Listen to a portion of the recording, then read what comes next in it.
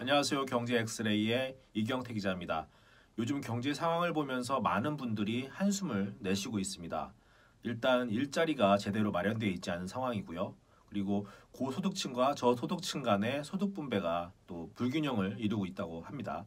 게다가 가계부채가 최근에 1,500조 시대를 맞이했다고 하는데요. 여러 가지 서민 경제에도 부담이 커지고 있습니다. 여기에 한국은행 역시 조만간 기준금리를 인상한다는 얘기가 나오고 있습니다. 서민 경제 그리고 우리나라 경제에 갈수록 부담감이 커지고 있다라는 지적이 계속해서 나오고 있습니다. 그리고 내년에는 세계 경제 역시 올해보다 더 위축될 것이라는 전망이 나오고 있어서 계속해서 경제는 어두워지고 있다라는 얘기가 나오고 있고요. 역시 한숨이 나올 만한 상황인 것 같습니다. 이 같은 상황을 벗어나기 위해서 문재인 대통령이 최근에 특단의 결정을 내렸는데요. 지난 9일에 홍남기 전 국무조정실장을 경제부총리 후보자로 지명을 했는데요. 홍남기 후보자 같은 경우에 그동안에 여러 가지 업무를 통해서 이낙연 국무총리의 신임을 많이 얻었다고 합니다. 또 이낙연 국무총리의 추천이 가장 주요했다라는 얘기도 나오고 있고요. 하지만 홍남기 부총리가 청문 절차를 통과한다 해도 경제 상황을 바꿀 수 있는 그런 반전을 일으킬 수 있느냐, 이런 부분에 대해서도 좀 의문이 좀 생기는 부분인데요.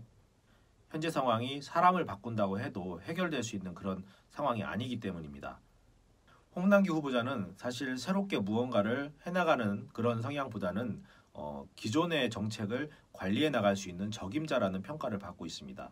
지난 9일 후보자 지명일에도 홍남기 후보자는 정책의 속도감을 강조했는데요. 원래 무슨 일이든 속도를 내기 위해서는 여러 가지 고민을 하지 말고 정해진 기준에 맞춰 시행하는 것이 최선입니다. 홍남기 후보자의 특성을 살펴보면 매뉴얼을 강조하는 성향이 있다고 합니다. 일단 무슨 일이든 매뉴얼을 일단 정하고 그 매뉴얼에 맞춰서 일을 해결해 나간다는 그런 얘기인데요. 혁신 성장에서도 일종의 매뉴얼을 만들어서 나가는 것은 아니냐, 이런 지적을 받기도 합니다. 박근혜 정부시 미래창조과학부의 차관을 맡았던 홍남기 후보자인데요. 창조경제의 마지막 주자라고 해도 과언이 아니라는 얘기가 있습니다. 한 경제학자는 홍남기 후보자가 지명일에 말을 한 얘기를 듣고 한숨을 내셨다고 하는데요. 2016년도 당시에 공유경제 규제 완화 이런 얘기들이 이미 나왔고요.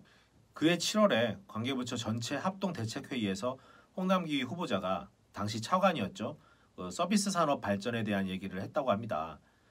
이 얘기들이 바로 지난 9일에 홍남기 후보자가 기자 간담회에서 했던 얘기인데요.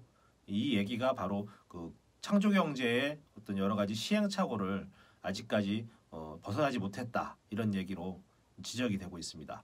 일단 국회에서 예산안 심의를 마치는 대로 홍남기 후보자에 대한 청문 절차를 밟는다고 합니다. 홍남기 후보자가 차기 부총리가 되더라도 정부는 인사 반전을 통해서 하기보다는 정책적인 반전을 이끌어내서 경기를 보다 성장을 시켜야 되지 않을까라는 그런 생각을 하게 됩니다. 오늘은 여기까지였고요. 다음에 또 찾아뵙겠습니다. 감사합니다.